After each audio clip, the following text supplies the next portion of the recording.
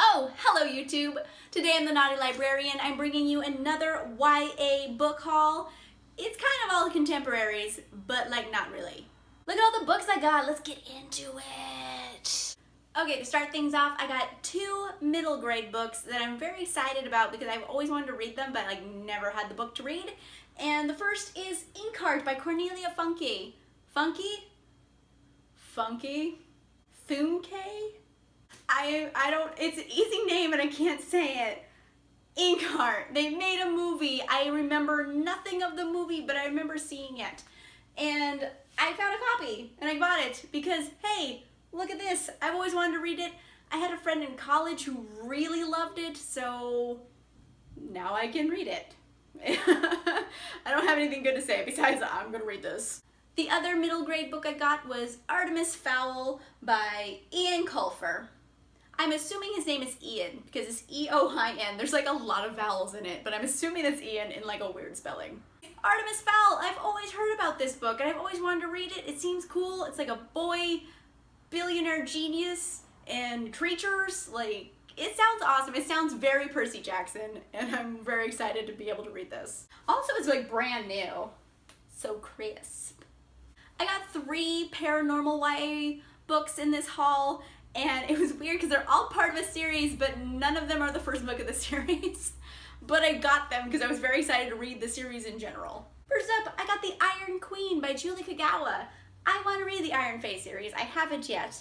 And I have one of the books of the series. It's not the first one, but I got one of them. So eventually I'll get to this. Next up, I have Linger by Maggie Stiefvater. This is part of her, I forget the name of the series, but it has like werewolves in it. And I've always wanted to read it. I also wanted to read her Raven Boys series. She's an author I always want to read, but like I never find the time to. But I found this one. I think it's the second book of her Wolf series.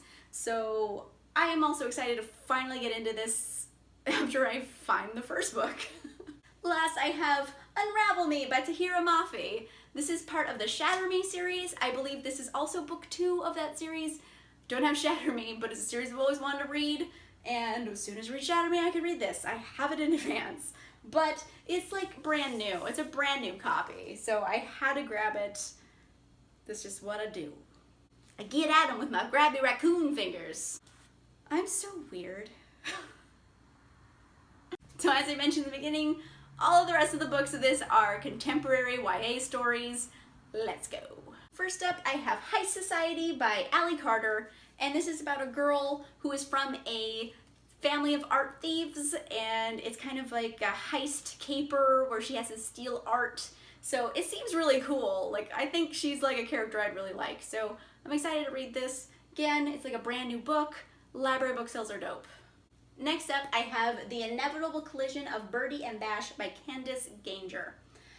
I want to read this. It seems really cool. It's like a somewhat cliche theme about, you know, a guy from the wrong side of the tracks and a girl from the right side of the tracks, and they meet, and then chemistry and love, and it's all very say anything. I might be dating myself by bringing up Say Anything because I feel like a lot of the kids on here are not gonna know what that movie is, but it's great and it's from the 80s. Anyways, this is an ARC. I got it at a library book sale. I'm excited to read it. It seems like a really fun contemporary book, so. Next up, I have Love Letters to the Dead by Ava DeLauria. And this is a very popular book at the moment. I've heard a lot about it. It's about this girl whose sister, I believe, commits suicide. And so she has this writing assignment in class and she decides to write letters to dead people. And I don't know, it seems very angsty, but it feels like there's gonna be really good character development, and it's very popular at the moment. It's kind of hyped, so I found it at a library book sale. Again, look at that crisp edge. It is brand new. So I'm excited to read this, and I have it in advance for when I find time. Next, I have The Possibility of Now by Kin Culbertson. Another contemporary. It's about this girl who's very high-strung, it seems, because she just wants to be valedictorian. She's very focused and goal-oriented, and she's done so much prep work her whole life to achieve all her goals, and then like none of it goes her way. Like nothing goes according to plan, and she kind of has to like scramble and figure out what to do now that none of the things she had planned on are happening. So it seems kind of cool. It seems like it's going to be like a good character study. It seems like it's going to be really funny. So I'm excited to read this. It seems neat. Hopefully the teenagers in this aren't going to be like so teenagery where I feel like as a grown-up, like I'm just like Lucille Bluth, just like, whatever. Last up I have This Is What Happy Looks Like by Jennifer E. Smith. And this has actually kind of a cool premise. Essentially there's this guy and this girl. The girl receives an accidental email from the guy, and so she responds, and they kind of form this relationship off of an accidental like email.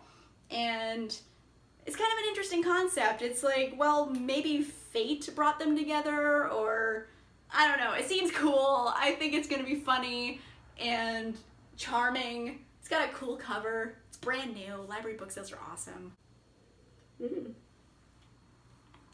Success. All right, that was another excellent YA book haul.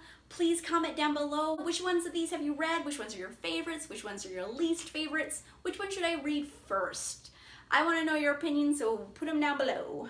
That's all for now, and I will see you guys next time. Bye!